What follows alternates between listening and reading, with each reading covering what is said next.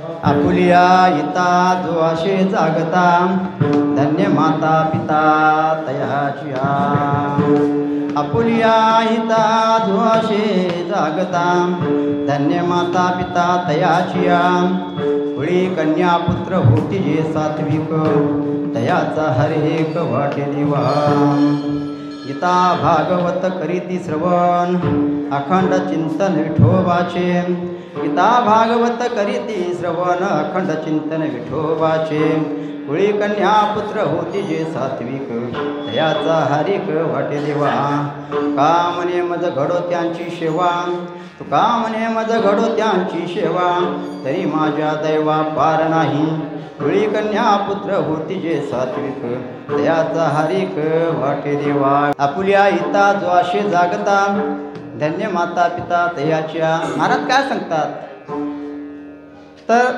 आता ह्या चिंतनाला पहिल्या दिवशी सदा माझे डोळे म्हणजे महाराजांनी मागणी देवाकडे मागणी केली बाबा हे भगवंता तुझं रूप माझ्या ध्यानामध्ये राहू देत देवाकडे मागणी केली त्या अभंगातून तसंच कालच्या अभंगातनं स्वतःला उपदेश करून घेतला म्हणजे स्वतःच्या इंद्रियांना उपदेश दिला हे घे माझे वाचे गोड नाम विठोबाचे म्हणजे इंद्रियांना उपदेश केला तू हे घे हे नाव घे ते महाराजांनी आपल्याला धरून जरी ते अभंग केलेला असला तर तो आपला सगळ्या जड जीवासाठी मी आपल्या जनसामान्य लोकांसाठी आहे हे आपण लक्षात ठेवलं पाहिजे आणि आजचा हा अभंग आहे हा उपदेश प्रकरणातला आहे उपदेश केला आहे महाराजांनी आता हे आजच्या अभंगामध्ये संतांचं सुद्धा चिंतन आहे भक्ताचं चिंतन आहे आणि देवाचंही चिंतन आहे तिघांचंही चिंतन आहे आणि या मानवी जीवनाला आलेल्या जीवानं आपला अवतार कसा करून घ्यावा परमार्थाची ओळख कशी करावी देवाला कसं ओळखावं आणि म्हणून महाराज अभंगात काय म्हणतात आपुलिया हिता जो आशे जागता धन्य माता पिता तयाच्या बाबा तुझ्या हिताला तू जागलास तर तू तर धन्य होशीलच पण तुझ्यामुळं तुझी माता पित्यांना सुद्धा धन्यता मिळेल आई वडिलांचं सुद्धा नाव होईल आणि असं जे म्हणजे हित करणारी लोक म्हणजे कोण आहेत ते ती कुळी कन्यापुत्र होती जे सात्विक या कुळामध्ये सात्विक कन्यापुत्र होतात त्यांचा देवाला सुद्धा आनंद वाटते त्यात हरिक वाटते देव हरिक या शब्दाचं काय नाव कौतुक कोड कौतुक म्हणतात त्याला कोड कौतुक देवाला कौतुक वाटते ह्या असल्या भक्तांचं आणि मी असल्या भक्तांनी कुठं काय करावं कुठं काय करायला पाहिजे तर गीता भागवत करीती श्रवण अखंड चिंतन विठोबाचे त्यांनी गीता भागवताचं श्रवण करावं म्हणजे आपल्या देवाची ओळख होईल आणि असं अखंड चिंतन देवा विठोबाचं करायला पाहिजे आणि अशा भक्तांच्या आईवडिलांची सेवा करायचं भाग्य मला मिळू दे असं महाराज स्वतः म्हणतात म्हणजे तुका म्हणे मज घडो त्यांची सेवा तरी माझ्या दैवा पार नाही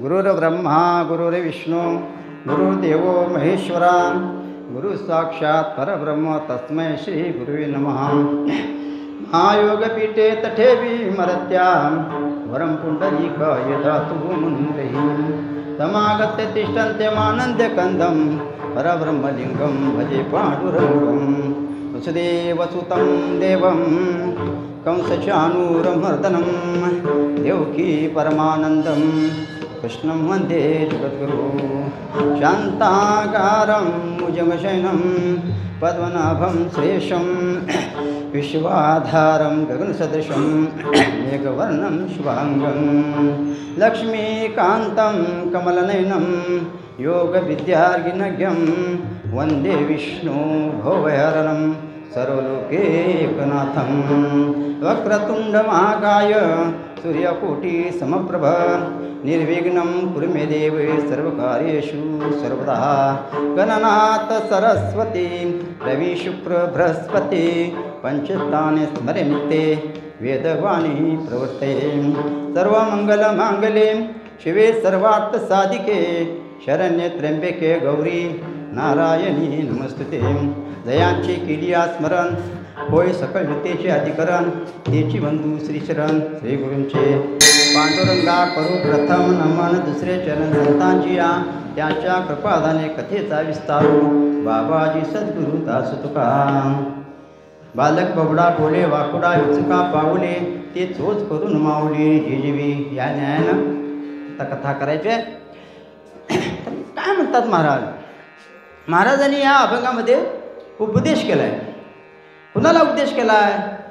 ह्या 83,99,999 युनी फिरून जो जीव आला इथं, जो जड जीव आहे त्याला काय कळत नाही.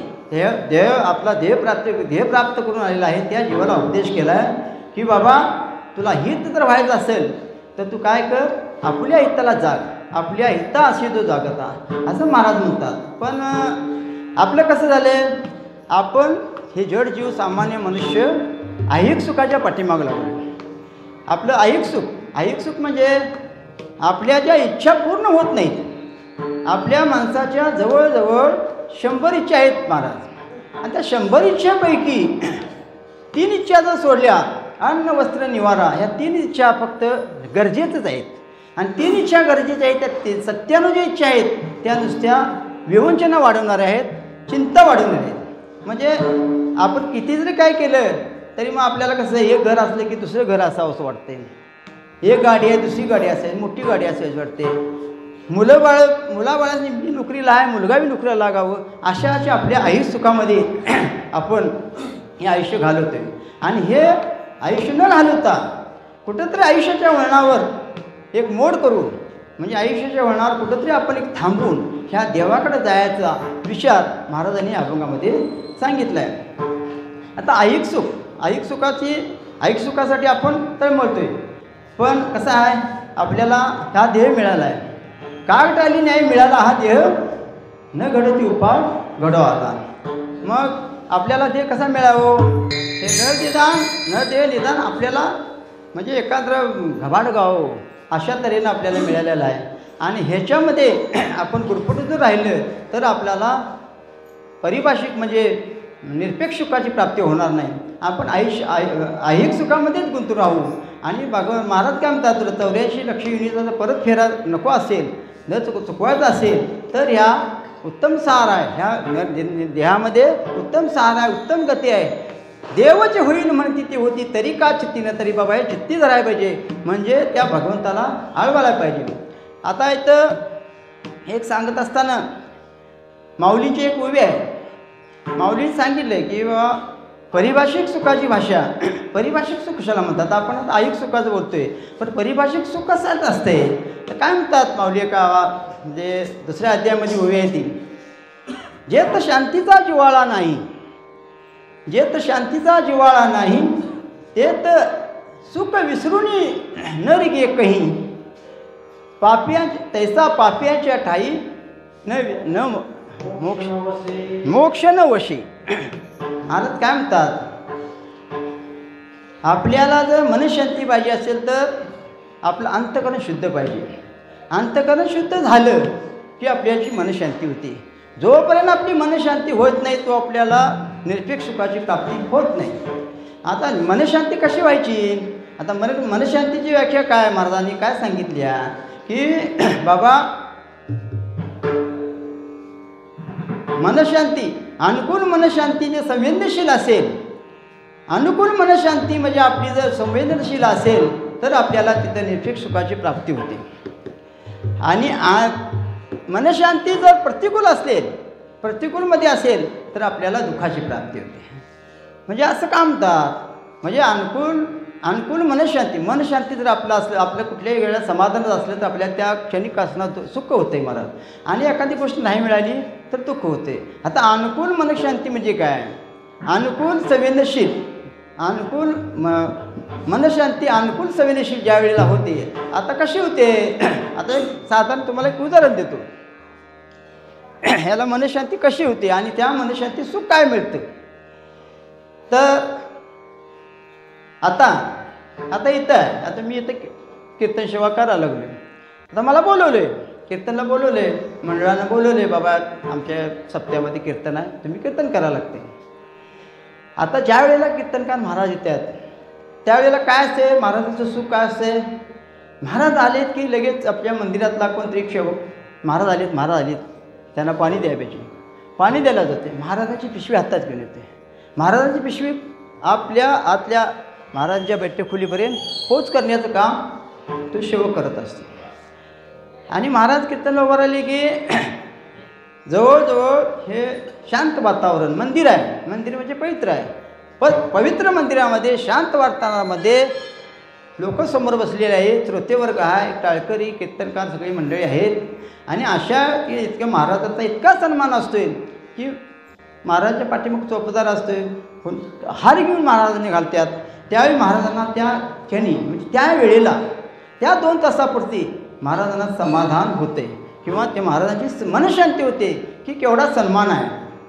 बाहेर त्या महाराजाला जरी कधी किंमत कमी असली घरी, तरी ह्या ठिकाणी त्या महाराजाला म्हणजे मनशांती निर्माण होते, त्या महाराजाला सुख निर्माण होते.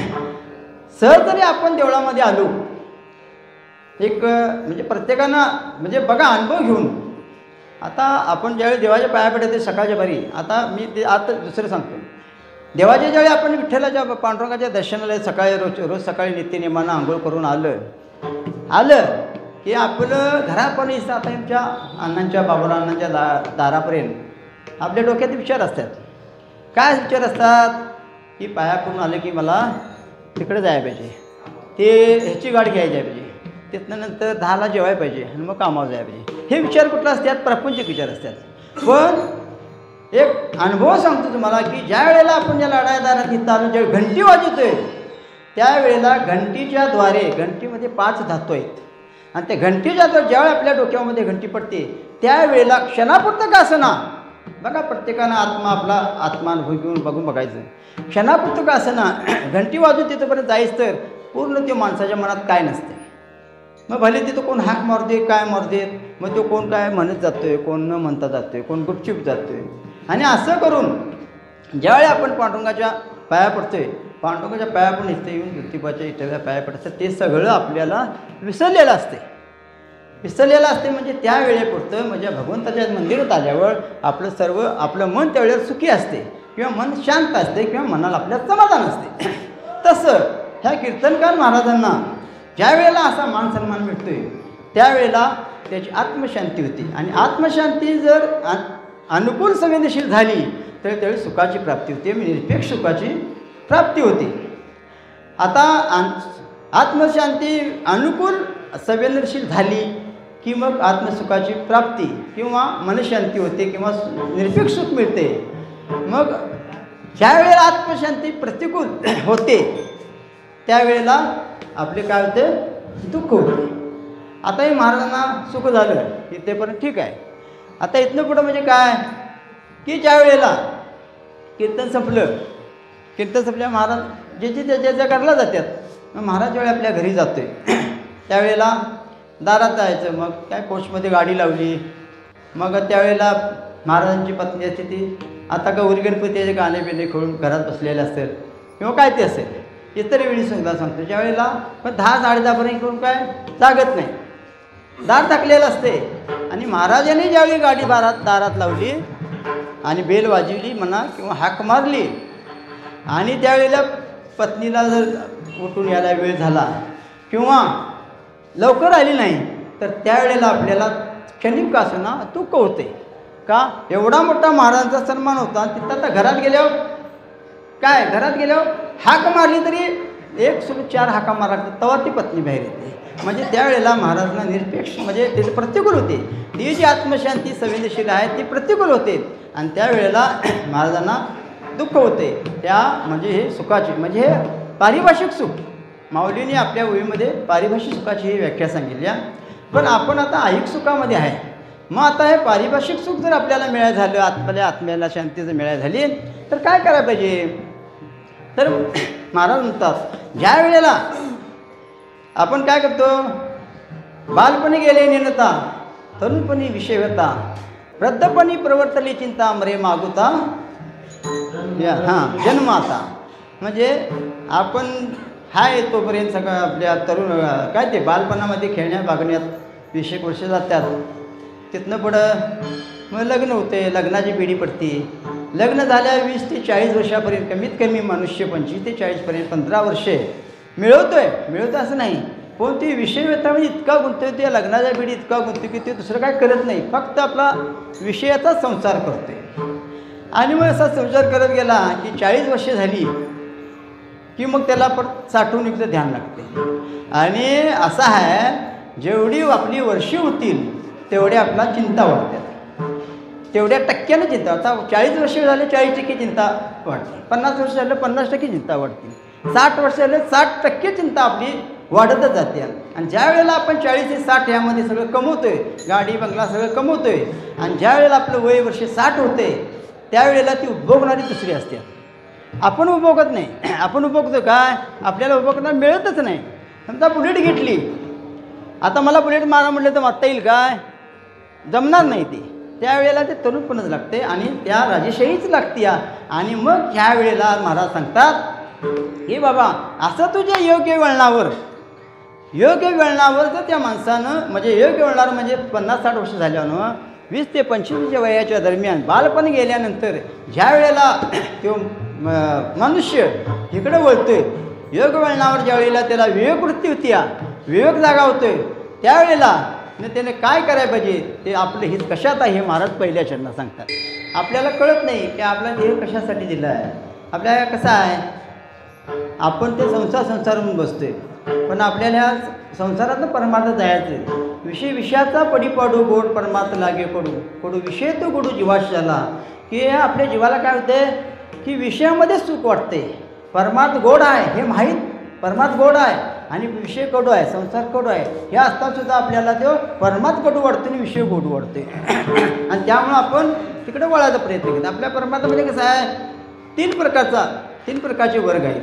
कसं आहे, एक असा वर्ग आहे की त्याला कळालं, मिळालं पण कळालं नाही. एक वर्ग असा आहे, असा प्रकारचा आहे की ज्याला मिळालं आहे पण कळालं नाही.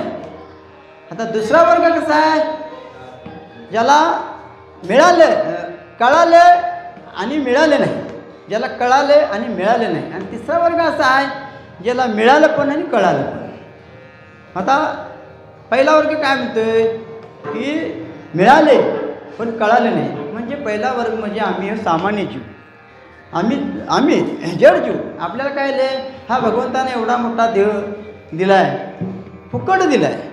आपण काय त्याला 1 रुपया तरी दिला आहे काय, आपल्याला फुकट देह मिळाला आहे. पण या देहाचा कसा वापर करायचा किंवा देह कुठं झिजवायचा, कुठं घालवायचा हे आपल्याला कळालेलं नाही.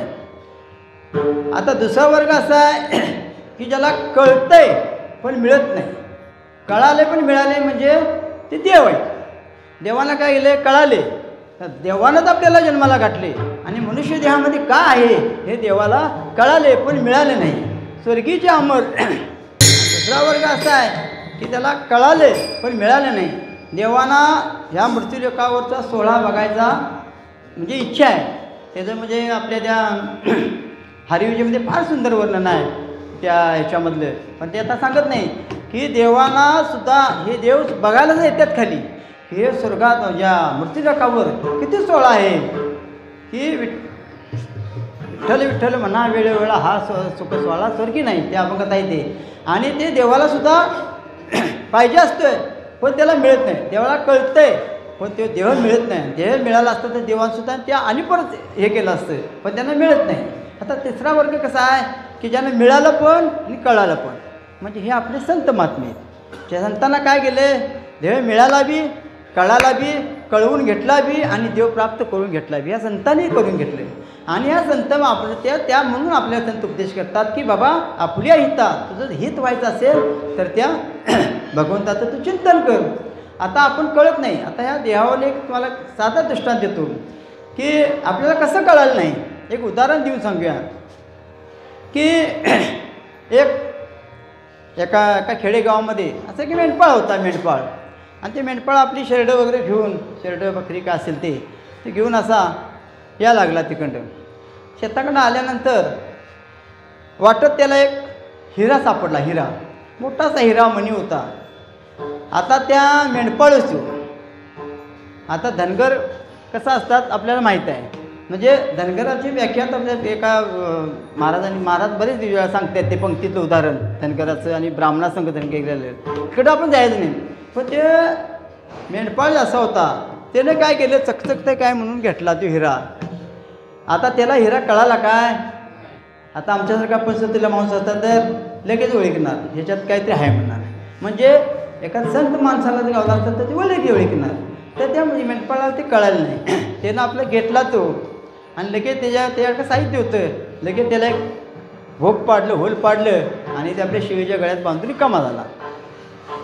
शेळीचा बांधून गळ्यात रिकामा झाला आणि तो गेला घराकडे गेल्यावर त्याची पत्नी होती. तिनं बघितलं हे सगळ्या याच्यात नाही एका शिवीच्या गळ्यात ते मनीचा मागतोय.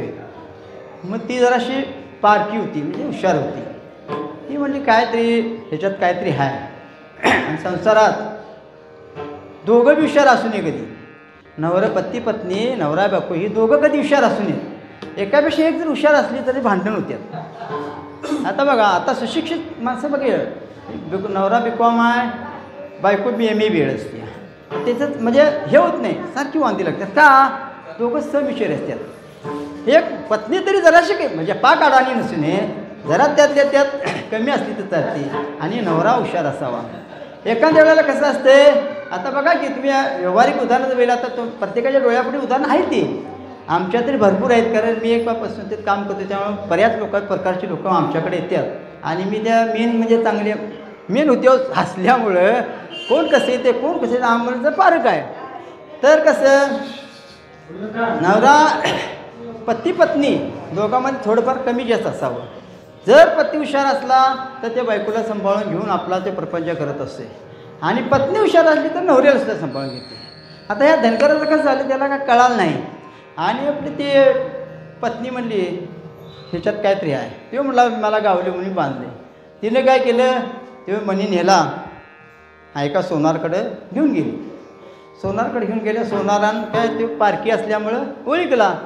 सोनार ओळखला म्हणला सोनार म्हटला हे मनी चांगला आहे आणि ह्याची बाईक तुम्हाला तुला देणं असली ते तुला मी ह्याची काय ती किंमत देतो. तर ती म्हणली ती पण हुशार होती जरा बोलू का ती हुशार होती आणि तिनं म्हणली हे तेव्हा किती देणार तुम्ही काय देणार मग ते अमुक काय ती किंमत सांगितली. सोनारानं नुसतं मनी बघितल्या वजन करायला नाही काय नाही आणि एवढं पैसे देते म्हटल्यानंतर ते बाई हुशार झाली. नाही म्हणली एवढ्याला येत नाही म्हणजे ह्याच्यात काहीतरी आहे असं तिने ओळखलं. ह्याच्यात काहीतरी आहे म्हणजे तिने ओळखलं म्हणजे ती मनी दिला नाही म्हणली दुसऱ्या सोनार त्याची परत जास्त किंमत केली. अशा तऱ्हेनं त्या मण्याची किंमत वाढत गेली आणि त्या बाई शेवटी म्हणजे हे माझा मनी द्यायचाच नाही. म्हणजे त्या बाईला थोडंफार कळालं. आता तो मनी म्हणजे काय? ते मनी म्हणजे हे आपल्याला प्राप्त झालेला देहच आहे आणि ते मग सोनार कोण? सोनार म्हणजे संत. संताची उपमा दिली सोनाला. कारण देह कुणाला कळाला? संताला कळाला मग संतांनी देहाचा त्या वापर केला ठेवला विकला नाही ते वापर केला आणि त्याने देव भगवत प्राप्ती करून घेतली आणि देवाची प्राप्ती केली. मग असं आपला हे मनुष्य देह असं आहे की आपल्याला मिळाले पण कळाले नाही आणि म्हणून महाराज कायम सांगतात लागून या पाया विनवितो तुम्हाला. म्हणून महाराज विनंती करून सांगतात त्या देहाला बाबा लागून या पाया विनवितो. म्हणजे प्रत्येकाला महाराज सांगत असतात की विनवितो करेटाळी बोला मुख्य नाम या देवाचं ध्यान करा आणि तुमचं हित साधून घ्या. जर तुम्ही या देवाच्या देव कळवून घ्यायचा प्रयत्न केला तर तुम्हाला गुरुच्या सानिध्यात जावा. गुरुच्या सानिध्यातनं तुम्हाला देव कळेल आणि त्यामुळं मग देव जर तुम्हाला कळाला तर तुमचं हित आहे. म्हणून आपण काय करायला पाहिजे?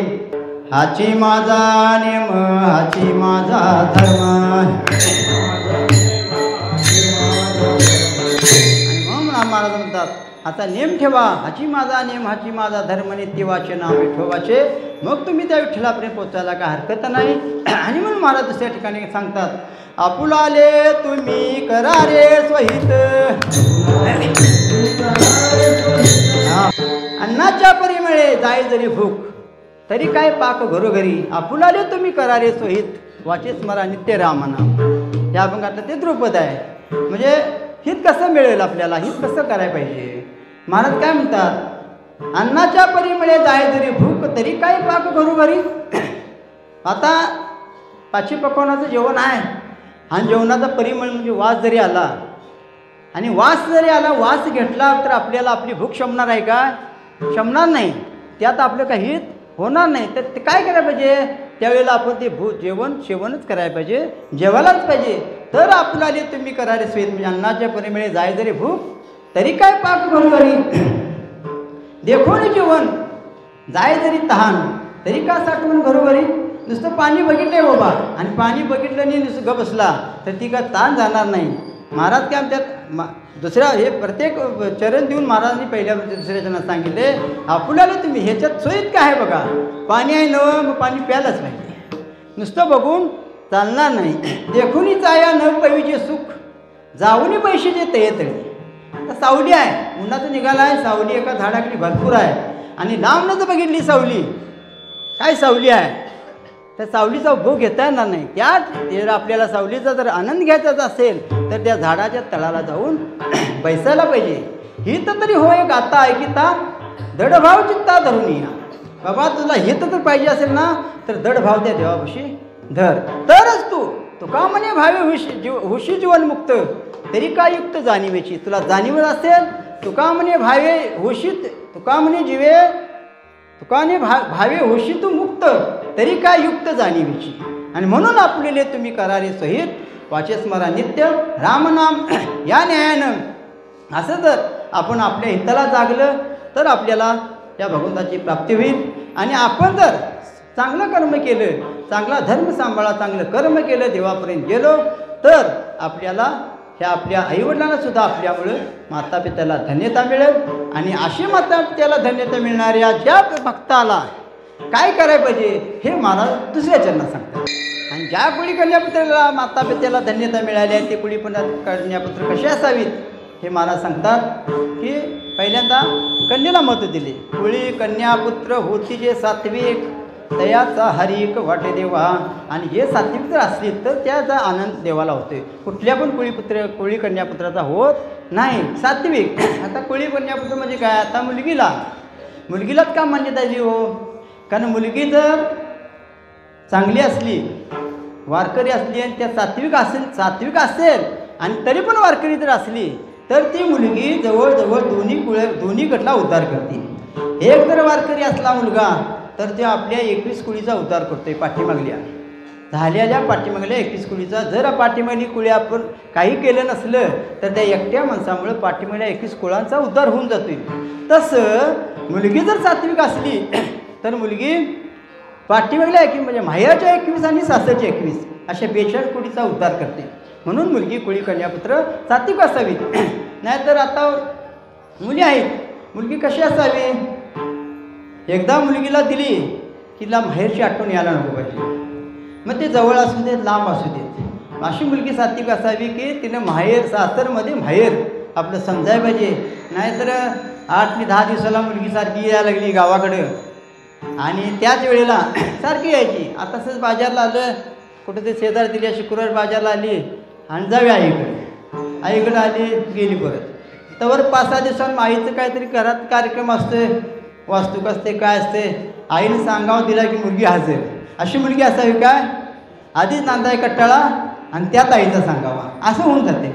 अशी मुलगी नसावी. महाराज काय म्हणतात, कुळी कन्या सात्विक असावी. अशी मुलगी आपल्याला नको आहे. तसंच मुलग्यात सुद्धा दिले. मुलगा कसा असावा, सात्विक असावा. ज्या मुलामुळं त्याच्या आईवडिलांचं नाव होते. आता नाव 2 प्रकार नव्हते आईवडिलांचं. चांगली कीर्ती केली तरी बी नाव होते आणि वाईट केली कीर्ती तरी बीचं नाव होते का नाही. मग ते वेगळ्या प्रकारनं उद्धार होते. आता पेपरला दोन्ही माणसाचं नाव येते, चोराचं बी नाव येते आणि चांगल्याचं बी नाव येते. चोऱ्याचं नाव येते का नाही. चोरी जरी केली असली तरी पत्रकार पहिल्या पानावर नाव असते आणि चांगलं कर्म जरी केलं असलं तरी नाव असते. मग काय करायचं ह्यातलं आपण, कुळी कन्यापुत्र देवाला ज्यानेकडून आनंद व्हावा असं कार्य आपण केलं पाहिजे. आणि ज्यामुळं आपल्या आईवडिलांचं नाव व्हावं. हे बघा, एखाद्या मुलानं जर एखाद्या परीक्षेत गुण मिळवलं चांगलं किंवा कुठंतरी आता परवा आपल्या त्या ह्याला कंतेवाडीला काय का ते झालेलं म्हणजे स्वप्नील कुसाळे, तर त्या मुलापेक्षा मुलाचं नाव होईलच, मुलापेक्षा त्याच्या आईवडिलांचं काय आईवडिलांना संस्कार केला असेल, काय आईवडील असतील अशा आईवडिलांचं सुद्धा नाव होते. म्हणजे आईवडिलांना धन्यता मिळते. आणि अशातच धन्यता मिळाल्या सात्विक असणाऱ्या कुळी कन्यापुत्राचं देवाला आनंद होतोय. आणि ह्यांनी काय करावं पुढं, ह्यांनी ह्या कुळी कन्यापुत्रा सात्विक असणाऱ्याने पुढं ह्या भगवंताचं चिंतन करायचं काय करावं हे महाराज दुसऱ्या चरणात सांगतात. गीता भागवत करीत श्रवण अखंड चिंतन विठोबाचे. आणि कसं करावं बाबा, आजी श्रवण इंद्रिया पाहले येणे जे गीता निदान देखिले, आता स्वप्नची तुकले साता सरीशे. ह्या न्यायानं करावं. म्हणजे आपल्या सर्वांगाचं कान झाले पाहिजेत, इंद्रिय कान व्हायला पाहिजेत, अशा तऱ्हेनं श्रवण करावं असं महाराज सांगतात. आणि श्रवणाची वाट चोकाळलेली शुद्ध गेले भेदाभेद निवारून. याप्रमाणे ह्या गीता भागवत आणि पहिल्यांदा इथं सुद्धा महाराज काय करतात, गीतेला महत्त्व देतात. जसं कुळी कन्यापुत्रामध्ये कुळीला महत्त्व दिलं, जसं मातापितामध्ये मातेला महत्त्व दिलं, म्हणजे लेडीज फर्स्ट, म्हणजे पहिल्यांदा ह्या हिला महत्त्व दिलं, तसं ह्या इथं सुद्धा महाराज गीता भागवत.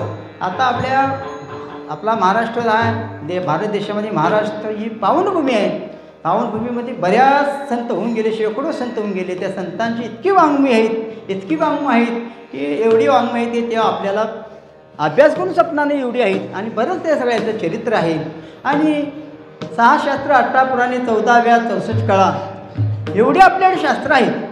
आणि एवढ्या शास्त्रातनं सुद्धा ह्या गीतेला आणि भागवताला, गीता म्हणजे ज्ञानेश्वरी आणि भागवत ह्या दोन्हीला इतकं महत्त्व दिलं आहे महाराजांनी की गीता भागवत करीत जर श्रवण केलं आणि अखंडचं चिंतन केलं तर आपल्याला कुठल्या गोष्टीचं कमी पडणार नाही. आणि मग हे श्रवण कुणी केलं, आता असं श्रवण कसं झालं आणि कुणी केलं, सर्वांगानं श्रवण कुणी केलं, तर पांडव कुळामधला शेवटचा राजा परीक्षित राजानं असं श्रवण केलं की 7 दिवसात भागवत ऐकलं. आता 7 दिवसात भागवत ऐकलं आणि 7 दिवसांनंतर त्याचा उद्धार झाला.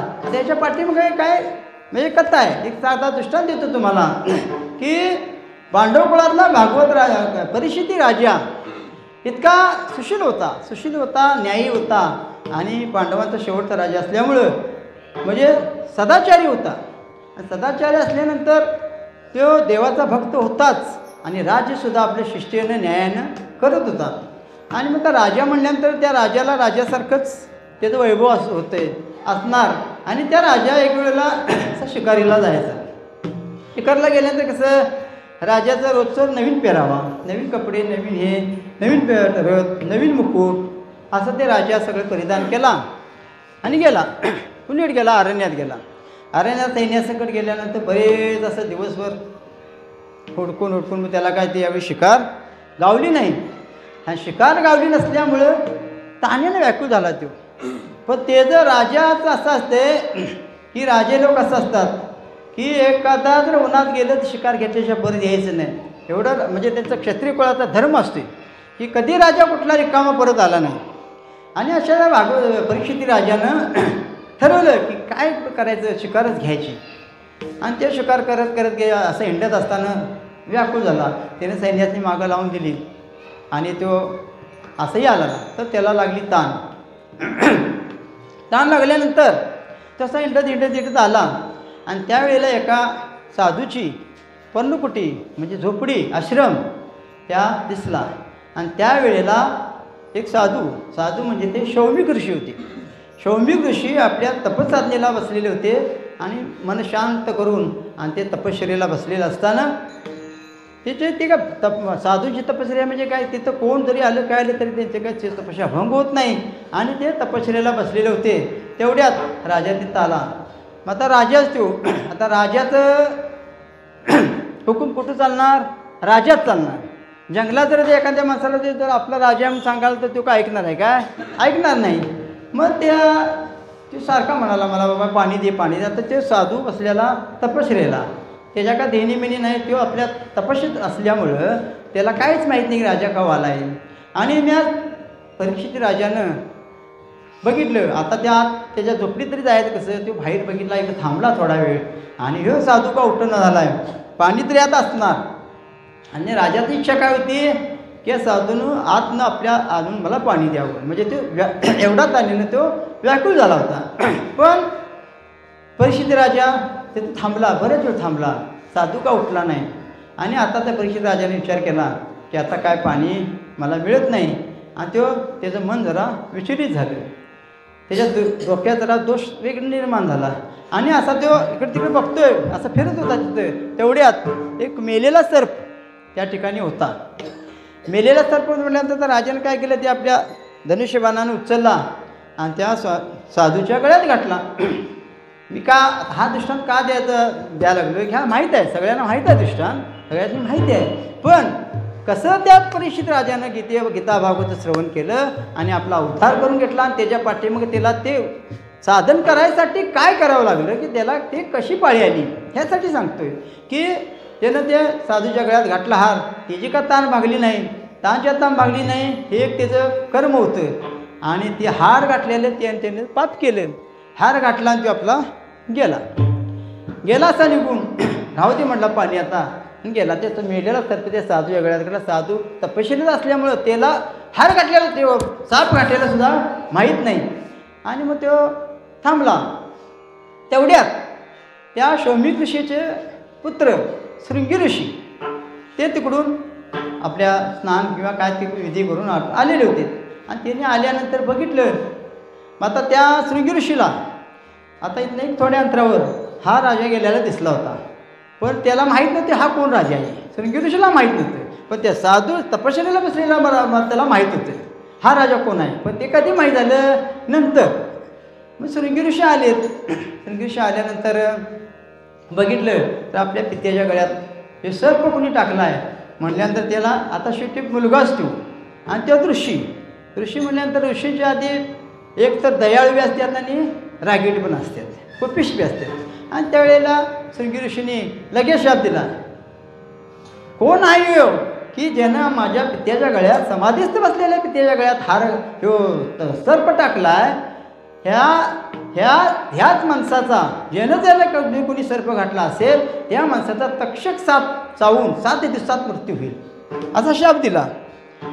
शाप देतोय असा बोलतोय, तेवढ्यात तो साधूंची तपश्चर्या म्हणजे हे झाली, पूर्ण झाल्या. तिने बघितलं आपल्या बिघड्यात हे काय भानगड, म्हणजे हे काय असं झाले. तर शृंगी ऋषी म्हणले, हे पिताश्री हे आता कोणतरी गेलं आहे आणि त्याच्या गळ्यात ही आहे, त्यानं हे साप घातलेला आहे. अरे बाबा तू काय केलंस, तर मी म्हटलं शाप दिला आहे. मग तो कोण गेलेला राजा, तर ते परीक्षित नावाचा कोण राजा म्हणला, थांब तू चुकलास म्हटला. म्हणजे त्या ज्यानं गळ्यात घालून घेतला आता साप त्यालासुद्धा त्या राजाचं गुण माहीत होतं की राजा असं करणार नाही. का असं राजाने केलं, काय तरी चुकले. मग आता शाप तरी दिला आहे, राजा पण चांगला आहे, आता शाप मागे घेता येत नाही. मग त्या शृंगी ऋषीला सांगितलं की तू जा आणि त्याला बोलवून घेऊन ये. मग ते पळत ऋषी गेले, थोडंसं अंतर त्यांना गाठलं पळत जाऊन आणि घेऊन आलेत. आणि मग शौमिक ऋषीने बघितलं, अरे राजाकडं ही चूक का झाली, एवढा सुशील राजा, एवढा सदाचारी राजा असताना ह्याच्याकडे चूक का व्हावी, ह्याचं त्याने ऋषीने शोधून काढलं. मग हे कसं असते, संगतीचा गुण असते. आता एक 4-5 माणसं जर असली चांगली, आपली वारकरी लोक आहेत, कुठं दिंडी बी आहे म्हणा किंवा गावात म्हणा, कुठे बोलत बसलं आणि त्यात एखादा जर पिणारा माणूस येऊन थांबला त्यांच्या गप्पेत, तर त्या 4 माणसामुळं त्या माणसाला चांगलं म्हणतात, आहे बा ह्यो कवा सुधारला, एवढ्या यांच्या गँगमध्ये आला आहे असं म्हणतात. आणि 4-5 माणसं जरी पिंडकी असलीत आणि आपल्यातलं एखादा जर तिथं दुसरं जाऊन काय केलं सा, कुणीत गेलता, काय करायला, तर हे जाता सहज विचारायला थांबला आहे. आणि असंच विचारलं आणि जर कुठल्या दुसऱ्या माणसानं बघितलं, अरे ह्यो कवा बाद झाला म्हणतात, ह्यांच्या संगतीचा ह्यो कवा बाद झाला. म्हणून संगत चांगली असावी, संगत गुणाचा फार मोठा परिणाम आहे. तसं त्या राजाला काय झालं तर हे हा साप टाकण्याचं कारण म्हणजे ज्या वेळेला महाभारताचं युद्ध झालं त्यावेळी सगळ्या पृथ्वीला राज्यांचा सगळं पराभव केला आणि ते सगळं मुकुट सगळं भरलं ते गोडाऊनच्या गोडाऊन. म्हणजे राजा काय करायचा, रोज एक मुकुट घालून जायचा. आणि त्या दिवशी तो राजा जरासंधाचा मुकुट घालून गेलता. आणि जरासंध हा फार वाईट वृत्तीचा कंसाचा मामा तो. आणि ते वाईट वृत्तीचा असल्यामुळे त्यानं 100 ऋषीसनी फासाला द्यायला ठेवलं. तर ते आमच्या भगवंतांनी जाऊन वाचवलं. ही बी कथा वेगळी आहे. तर त्या राजाला त्या मुकुटामध्ये दोष गेला डोक्यात आणि नको ती बुद्धी सुचली आणि त्याने ते सर्प घातला. त्यावेळी मग आता राजा म्हटला आता काय करायचं. मग राजाला त्या ऋषीने सांगितलं की आमचा शाप दिला तुला की आता तू का तक्षक साप तू मरणार ह्यात काय खोटं नाही, कारण ऋषीचा साप तो खोटा ठरत नाही. आणि मग तू आता असं कर बाबा की तू भागवताचा श्रवण कर. फार फार बऱ्याच काळापासून या भागवताची कीर्ती आहे आणि भागवताचं श्रवण कर आणि तुला 7 दिवसात म्हणायला 7 दिवसातच तुला श्रवण करायला पाहिजेस. आणि त्यावेळेला या परीक्षिती राजानं 7 दिवस सगळ्या सर्वांगाचं कान केलं आणि ते भागवताचं श्रवण केलं आणि त्या भागवत राजा परीक्षित राजाचा उद्धार झाला. म्हणून महाराज त्यावेळी काय म्हणले, गीता भागवत करीती श्रवण अखंड चिंतन विठोबाचे. जर असं आपलं श्रवण झालं, असं विठोबाचं जर चिंतन झालं, आपल्या विठोबाचं जर आपण गुणगान गायलं तर आपण सुद्धा त्यातनं तरुण जायला काय वेळ लागणार नाही. आणि म्हणून आपुलिया हिता द्वाशी जागता धन्य माता पिता तयाची या होळी कन्या पुत्र होती जे सात्विक तयाचा हरिक वाटे देवा. गीता भागवत करीती श्रवण अखंड चिंतन विठोबाचे. आपुलिया हिता द्वाशे जागता धन्य माता पिता तयाची या होळी कन्या पुत्र होती जे सात्विक तयाचा हरिक वाटे देवा. गीता भागवत करीती श्रवण अखंड चिंतन विठोबाचे होळी कन्या पुत्र होती जे सात्विक तयाचा हरिक वाटे देवा. तुका म्हणे मज घडो त्यांची सेवा तरी माझ्या दैवा पार नाही. म्हणून महाराज म्हणतात म्हणून माणसाने काय करायला पाहिजे बाबा, जवळ सकळ सिद्ध आहे हात चालावा या पाये तो तू आपले स्वहित पाहे तीर्थयात्रे जावे चुकू नको. जर आपल्याला आपलं हित साधायचं असलं तर आपलं हात पाय धड आहेत तोपर्यंत तीर्थयात्रा करावी, तोपर्यंत देवाचा नामस्कार करावं आणि आपलं स्वहित कशात आहे आपण समजून जर घेतलं तर आपल्याला देव कळायला काय वेळ लागणार नाही. आणि अनेक ठिकाणी महाराज असं सांगतात की माणसाने काय करावं, 100 कामं मागं टाकावी, 100 कामं मागं टाकून जेवण करावं. जर आपल्याला भूक लागली असती, जेवणाची वेळ असली आणि कितीही माणसाची कामं असू द्यात, 100 जरी कामं असली पुढं आणि जर वेगवेगळी आपण जेवण जर केलं तर त्यावेळी जेवण करावं, वेगवेगळी जेवण करावं. 1000 मागं कामं मागं टाकावीत आणि जर आपल्याला ताण लागली असली तर ते आपण पाणी प्यावं आणि 1,00,000 कामं मागं टाकावी आणि देवाची भक्ती करावी. 1,00,000 मागं जरी कामं असलीत आणि जर आपल्याला कुठंतरी असं चिंतन घडत असलं, आता या वर्षातून 2 सप्ताह असतात आपलं, ते जर 8 दिवस का असं ना आपण इथे यायचा प्रयत्न प्रत्येकानं करावा. गावात माणसं भरपूर आहेत, सगळी जर इथं आली तर आम्हाला हे भिंती पाडून हे मोठं मंदिर बांधायला पाहिजे तर ते शक्य नाही. आता इथं शेजारी माणसं दुसरी काही करतील पण इथे येणार नाही. तसं प्रत्येक भक्तानं 1 कोटी 1,00,000 कामं मागं टाकली आणि जर देवाची भक्ती केली तर त्याला कुठल्या गोष्टीची कमतरता होणार नाही. कारण सर्व हौत सुकृताची जोडी म्हणून विठ्ठल आवडी. जर आपलं पुरुषसुकृत जर चांगलं असलं तर आपल्याला इथे यायला होते. हे ते काय उघड येत नाही माणूस, त्याच्या पुरुषसुकृतच असते ते बाबा तू जेवढा जायला पाहिजे, टाळ वाजलं तर इथं यायला पाहिजे असं माणसानं असावं. तर ते आपले त्याचं हित घेतात ना, त्याचं हित त्याला तर आपल्या हिताला ते जागल आणि ते सात्विक होईल. आणि मग महाराज शेवटी काय म्हणतात, तुका म्हणे मज घडव त्यांची सेवा तरी माझ्या दैवा पार नाही. आणि महाराजांना असं म्हणायचं आहे की असे जे पुळी कन्यापुत्र, असे जे सात्विक वृत्तीक्षी जे आहे, ज्याने आपल्या मातापित्याची धन्यता निर्माण केली, मातापित्याला धन्यता केली, आपण सुद्धा शुद्ध सात्विक झालेत, अशाची मला सेवा घडावी असं तुकाराम महाराज म्हणतात. माता महाराजांनी तर एक असं कोणाला केलं. आता माता कोणच्या माता पिता, आता एक 2 उदाहरण देतो तुम्हाला. तर छत्रपती शिवाजी महाराज धन्यतेची जाऊ माता, त्या मातेनं शिवनेरी गड, तिथं शिवाजी महाराजांचा जन्म झाला. शिवनेरी गड असं ठिकाण आहे की त्या आता आम्ही जाऊन आलो तिथे की त्या ठिकाणावरनं त्या मेन रस्त्यावरनं आत जायला कमीत कमी 5 ते 6 किलोमीटर अंतर आहे. आणि आधी साधी म्हणजे 4 चाकी गाडी जायचं तिथं साधन नाही.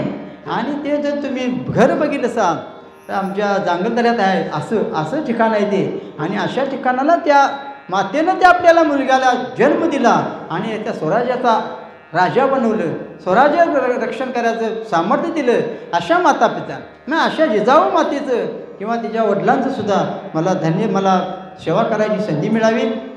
आता योगायोगानं आपल्या तुकाराम महाराजांच्या वैकुंठ सोहळ्याला 375 वर्ष होते.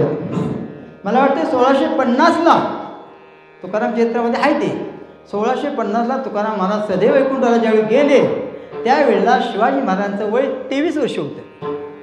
आणि त्यानंतर शिवाजी महाराजांना दीक्षा दिल्यानंतर तरुण असताना दीक्षा दिल्यानंतर महाराजांनी सांगितलं की शोभा तू इथं राहणं योग्य नाही, आम्ही तेने सुखी म्हणा विठ्ठल विठ्ठलमुखी, तुम्ही हे तुमचं राज्यच करा. कारण जिजाबाईला सुद्धा चिंता वाटली की जर माझा राजा तया कीर्तन जर रंगला तर राज्याचं काय होईल. जिजाबाईचं मन जाणलं तुकाराम महाराजांनी आणि तुकाराम महाराजांनी सांगितलं तुम्ही मिरवा कंठी मिरवा तुळशी व्रत करा एकादशी आणि तुम्ही हे पण तुमचं राज्य सोडून तुम्ही आमच्यात येऊ नका. त्यानंतर 30 वर्षानं देहावसान झालं शिवाजी महाराजांचं. म्हणजे तुकाराम महाराज वैकुंठाला गेल्यानंतर 1680ला शिवाजी महाराजांचं देहावसान झालं आणि 1650ला म्हणजे येत्या बीजेला बरोबर 375 वर्षे होतात. आता आपण ते 16 आता मोठा करायचा आहे. अशा जिजाऊचं मला सेवा करायला मिळावी. किंवा रामानाथ ज्या वेळेला राज्य काय ते सीतेला सोडून आणली आणि राम राज्यात आला. राम राज्यात आल्यानंतर मग असं चाललं. मग आता रामाला वाटलं की बाबा युद्धात प्रत्येकानं सहकार्य केले, आपण प्रत्येकाला काय ते बक्षीस द्यावं. आणि त्यावेळेला हनुमंताला बोलवलं. मग हनुमंताला बोलवलं आणि त्या सीतेनं काय केलं ते हार दिला. हार दिल्यानंतर त्या हनुमंताने काय केलं की त्याच्यात आपला देव बघितला, तो हार फोडून टाकला. म्हणजे का त्याने का सीतेचा अपमान केला नाही, त्याच्यात देव माझा दिसतोय काय, मला हातला हार काय करायचा, ह्यात माझा राम दिसायला पाहिजे. आणि त्यावेळेला सीतामातेच्या तोंडात उद्गार आहेत की धन्य ती माता अंजनी आणि धन्य तो वानरी केसरी वानर अशा तिन्ही बाबा हनुमंताला जन्म दिला की त्यानं बाबा आपल्या पतीला सुद्धा सहाय्य केलं युद्धामध्ये आणि अशाची सेवा घडावी असं तुकाराम महाराज म्हणतात. तुका म्हणे माझं घडू त्यांची सेवा तरी माझ्या दैवा पार नाही. किंवा अनेक त्याला उदाहरण आहे की बरोबर संतांच्या अभंगात तुम्ही श्री संताची माता चॅनलच्या शेवटी काय ते एका जनार्दनी घडो त्यांचा संग वाद घातलेले शेवटला संतपद घेतलेले न महावियोग घडता तेव्हा पार नाही. हा सुद्धा तिथं हे आहे. असं तुकाराम महाराज म्हणतात की बाबा तुका म्हणे मग घडो त्यांची सेवा तरी माझ्या दैवा पार नाही आणि मी सुद्धा यातून धन्य होईल. आणि हा उद्देश प्रकरणातल्या अभंगातून महाराजांनी आपल्यासारख्या जड जीवाला कसं तरायचं, कसं तारून आपल्याला देव कसा ओळखायचा, संतांची कशी ओळख करायची, गुरुची कशी ओळख करायची, देवाकडपर्यंत जायचा मार्ग ह्या अभंगामध्ये दिलेला आहे. आणि मग तुकाराम महाराज म्हणतात आपुल्या हिता जो अशी जागता धन्य माता पिता तयाजिया कुळी कन्यापुत्र होती जे सात्विक तयात हरिक वाटे देवा गीता भागवत करीती श्रवण अखंड चिंतन विठोबाचे तुका म्हणे मज घडो त्यांची सेवा तरी माझ्या दैवा पार नाही. ज्ञानेश्वरा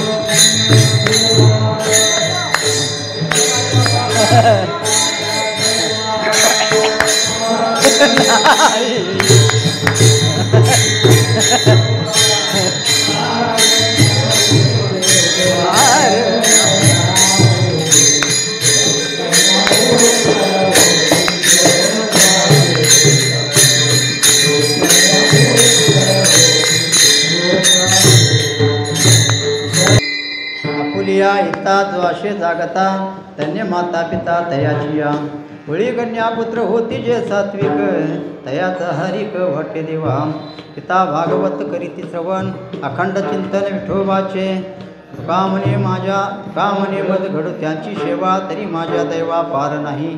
कुळी कन्यापुत्र होती जे सात्विक तयाचा हरिक वाटे देवा वेडा वाकडा गाई तरी मी तुझाच होईन. या नायानं झालेली सेवा तुमच्या श्रोत्यांच्या काय